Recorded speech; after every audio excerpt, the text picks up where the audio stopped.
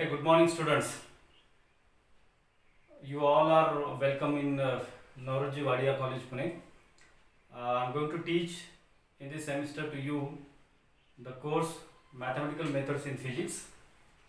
So, let me write the name of the course: Mathematical Methods in Physics.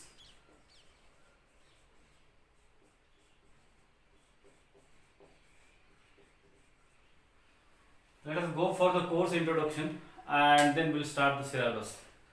So, other teachers might have introduced you the course structure. The course structure will be going to remain the same for the Mathematical Methods in Physics, that is MMP. We are going to study total 4 modules. Module number 1, and then I will explain the exam structure also. So, module number 1 is complex analysis. Complex analysis. Module number 2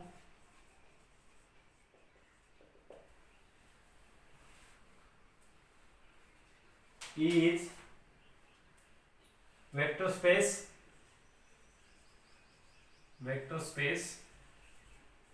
and matrix algebra. Matrix algebra. Module number 3 is spatial functions. Module 3, spatial functions. Most of the part you have already studied in the TYBSc and SYBSc. So we are just going to continuation of those part that you have studied in SY and TYBSc. So this is somewhat advanced part. And the last module, module number 4, is Fourier series. Module number 4, Fourier series and Fourier transform. Fourier transform. So these are the 4 different modules that we are going to study in the complete course, and each module is for 1 credit. So this is a course of total 4 credits, right? And your exam structure is a 70-30. 70-30, that means you have to appear for theory paper for 70 marks and 30 marks will be internal 30 marks. So thus the complete course is of 100 marks. The same structure is for other subjects also, right? Now let me give you the internal mark structure, that is 30 marks, right? So I can say internal marks distribution, I can say marks distribution. So this complete 30 marks are divided into 10 marks. So 10 marks are for first internal. So first internal, and this first internal will be conducted on the first 2 modules. Second internal is on other 2 modules, and for second internal 10 marks are allotted, right? Now remaining 10 marks are for your assignment, right? Assignments, and you will get total 4 assignments. So each assignment is on each module. So 4 modules, for 4 modules you will get 4 different assignments. So this indicates that each assignment is for 2.5 mark, 2.5 mark. Fine. So thus This is the distribution of internal 30 marks, right? 10, 10, 10. As soon as we finish the first two modules, your first internal will be conducted, and once the whole syllabus is completed, then we'll go for the second internal. And after completion of each module, you will get an assignment. You have to submit those assignments, right? So hope you have understood the course structure of MMP, Mathematical Methods in Physics. And let us now study the first module of the course. So the first module is complex analysis. So module number 1,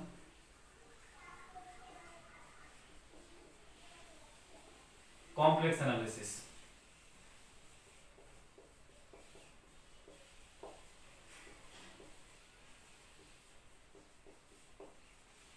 Complex analysis.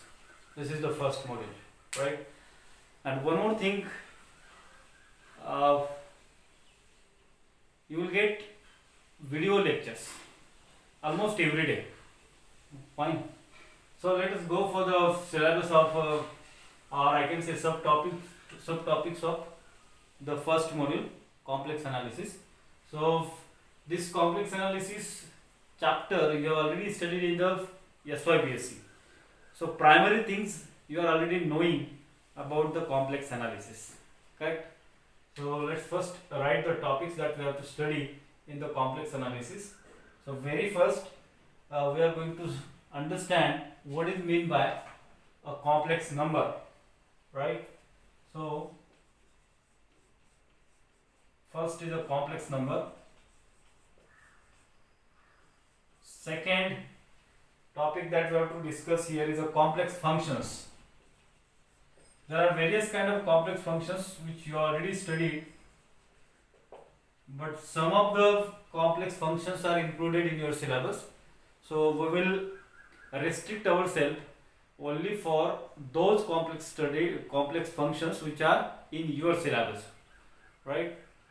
So what are the various complex functions that are included in your syllabus? The functions that are in your syllabus are polynomial function, exponential function, trigonometric function and logarithmic functions, right? So I can say polynomial, a logarithmic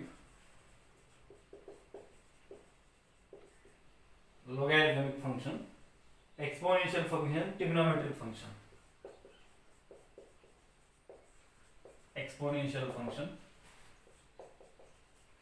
and trigonometric function.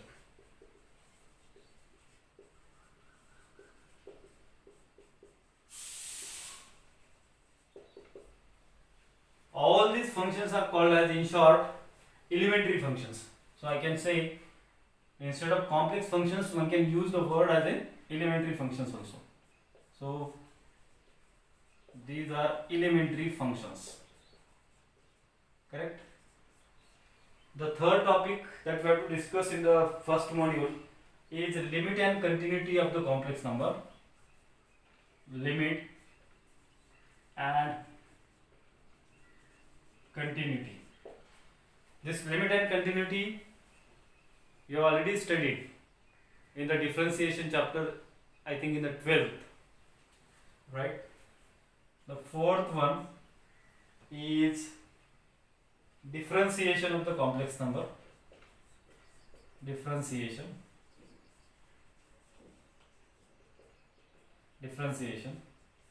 Fifth one. Now these are all elementary topics which are simple and which you have studied already. Now fifth topic and onwards, the actual module of the actual topics of the module are we are starting. So the next is analytic functions. Analytic functions.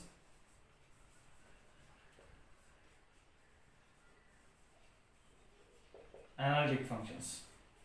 Sixth one is Cauchy-Riemann condition. Cauchy Riemann conditions. Seventh topic is line integral. Line integral.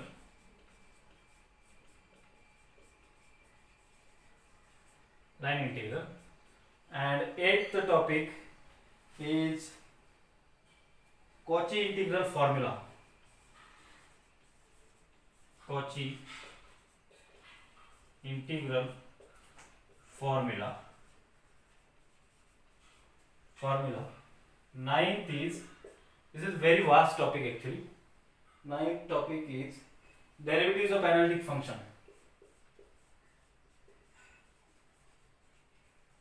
Derivatives of analytic function. 10th topic is power series.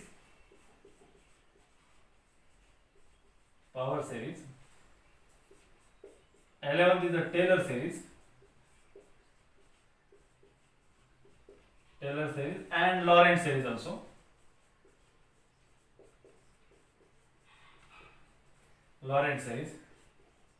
Next, 12th one is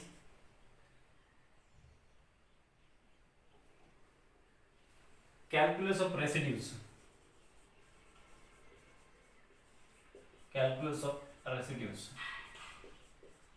That means residue calculations. And the 13th, last one, is evaluation of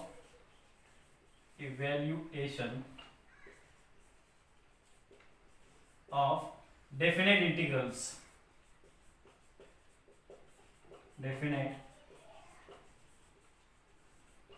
integrals. So this is a complete syllabus.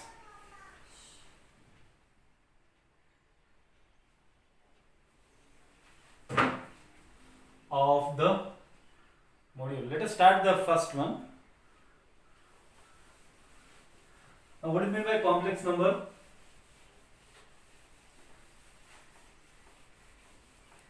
So, complex number is a number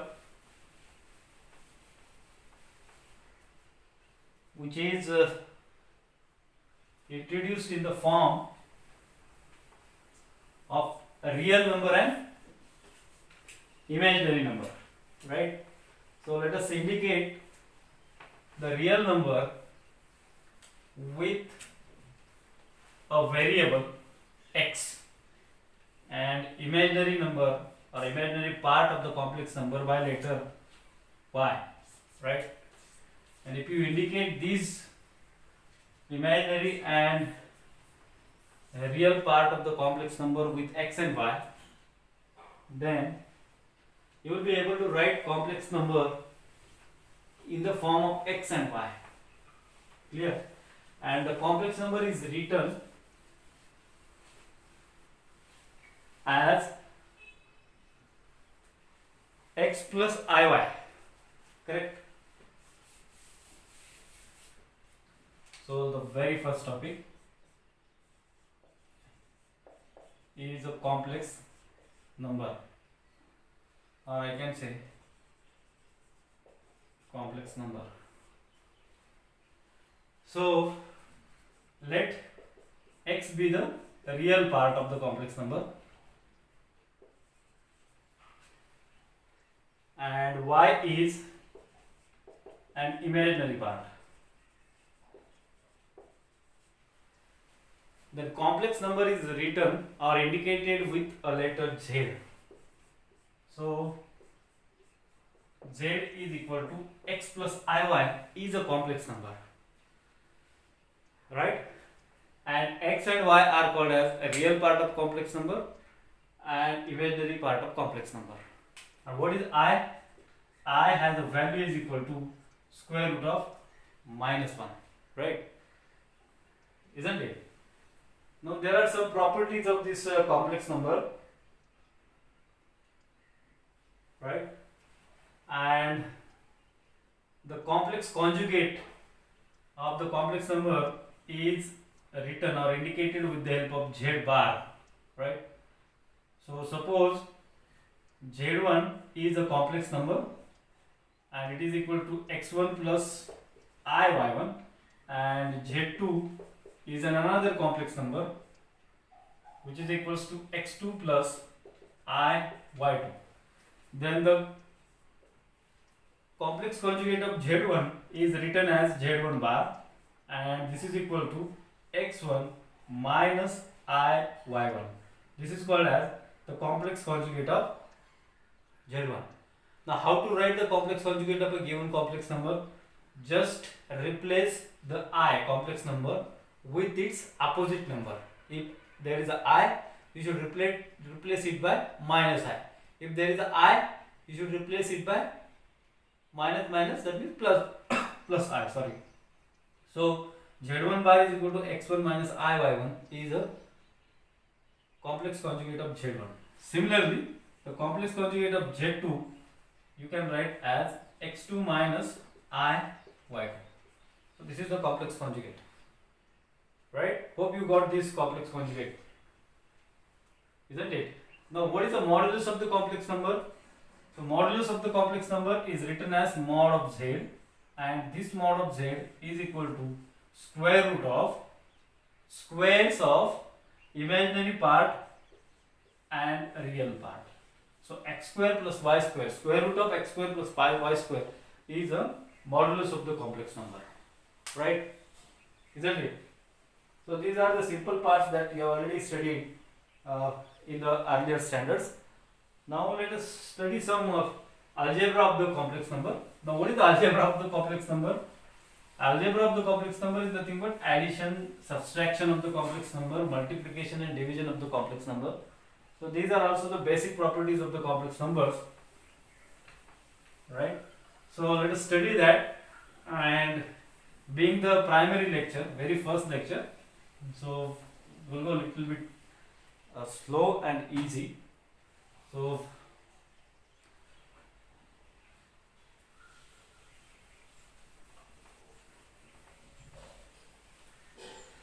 now if there are two complex numbers, if z1 and z2 are the two complex numbers and its values are x1 y1, right, so let us consider the algebra of the complex number, and the very first is addition of the complex number, which is simple. Addition of complex number. So in order to understand addition of the complex number, let us say z1 is equals to x1 plus I y1 is the first complex number, and z2 is equals to x2 plus I y2 is another complex number. Then the complex numbers are simply added as z1 plus z2 algebraically. That means x plus I y1 plus x2 plus I y2. And you can add these real parts and imaginary parts. And if you go on adding its imaginary parts and real parts, then you will get its real part is equals to x1 plus x2. That means addition of the real parts. And if you add the complex parts, you can take out the common I and then add y1 plus y2. So the addition of the complex number is a simple. z1 plus z2 is equal to x1 plus x2 plus I times y1 plus y2. Correct? The addition of the complex number is very simple. You can easily understand it. Second one is equality of the complex number. Equality of complex numbers. Now the complex numbers are said to be equal. Let us say z1 and z2 are the two complex numbers. Then these two complex numbers are said to be equal if and only if their real parts and imaginary parts are equal. Right? So what are the real complex numbers? z1 is equal to x1 plus I y1 and z2 is equal to x2 plus I y2. These are the two complex numbers. Then these two complex numbers are said to be equal. That means z1 is equals to z2. These are equal if and only if the real parts and complex parts of individual complex numbers are equal. That means if x1 is equal to x2 and y1 is equals to y2. So I can also say that if x1 equals to x2, that means if x1 minus x2 is equals to 0 and if y1 minus y2 is equals to 0. If this is the case for the given two complex numbers, then these two complex numbers are said to be a equal complex number. So this is called as the equality of the complex number. Next one is the subtraction of the complex number. Now subtraction is also like addition of the complex numbers, right? So again consider the two complex numbers, that is x1 and x2, and just subtract these two complex numbers, right? And if you subtract these two complex numbers, then you will get the result as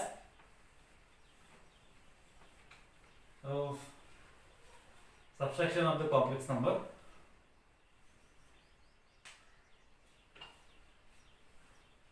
and z1 and z2 are the two complex numbers, where z1 is equal to x1 subtraction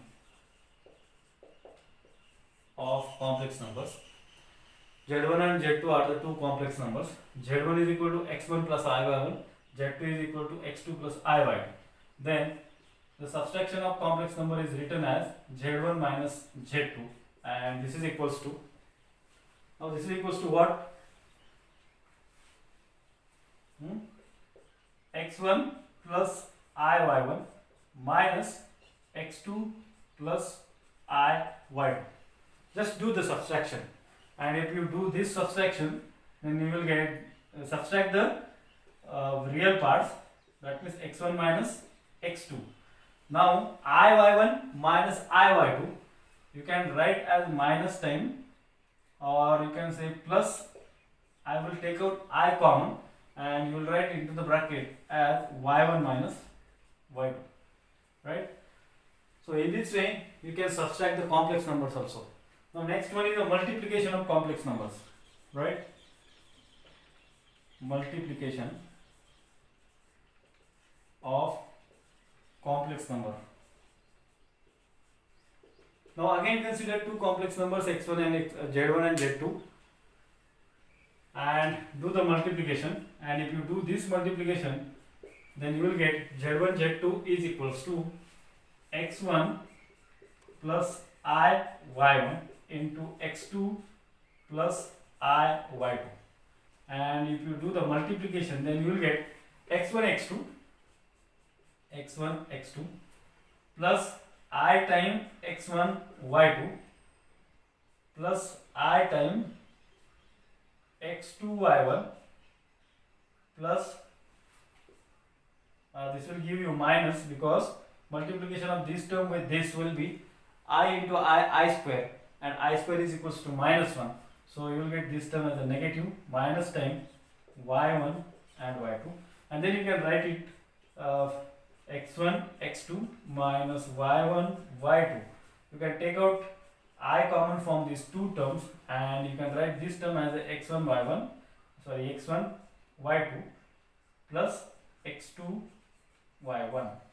So this is the multiplication of the complex number, simple way. Division of the complex number. Now